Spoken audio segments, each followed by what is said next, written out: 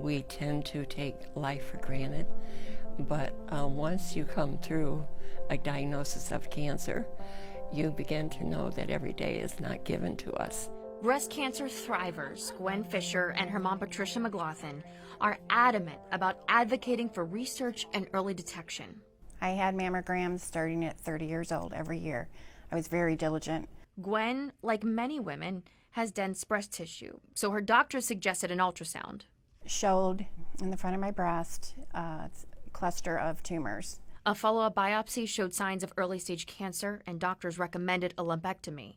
However, through yet another test, the radiologists and her surgeon at the Cleveland Clinic saw something that they weren't expecting. She saw a shadow, and she said, I want to have a breast MRI done. So we did the breast MRI. 20 minutes later, she called me and said, I'm sorry, we have to do a single mastectomy. Gwen had a 9-centimeter tumor near her chest wall. So would you attribute the MRI as being what saved your Absolutely. life? I don't think they would have found it. In Gwen's case, the test was covered by insurance, but that's not always a given for patients. It's something that Gwen wants to change. I think MRIs could really prevent a lot in women. The MRI, I think, probably could have saved my life. Doctors say it's a personal choice, but one many women opt for.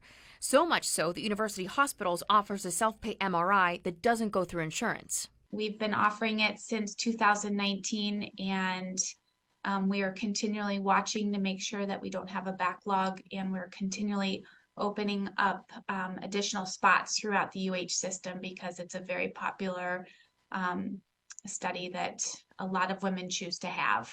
Gwen went on to have surgery and reconstruction. My mom took care of me the first 10 days, and she waited on me hand and foot. She cooked for me. She stripped my drains. She knew exactly what I was going through. Patricia had been there herself more than 3 decades earlier. I was 51 when I was diagnosed in 1991, and of course everything has come so far since then. She had a tumor removed, as well as chemo and radiation, and then she herself became part of the research. I was on an experimental medicine. Once the chemo was done, I began that regimen, and that lasted, I believe, 5 years. Clearly that, Yes. for you, it was about your family. Too. When they asked me, it was about my family because I had 2 daughters. I had no hesitation when they asked me to join the study. Even if the results didn't help her, she felt maybe it would help them somewhere down the road.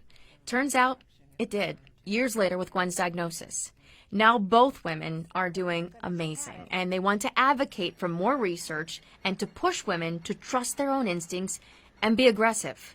Get the checkups. Try to push for the MRIs if your insurance company will pay for it, because it did not pick up from ultrasounds. It did not pick up from my mammograms, that 9-centimeter tumor. That breast is not who you are. Exactly.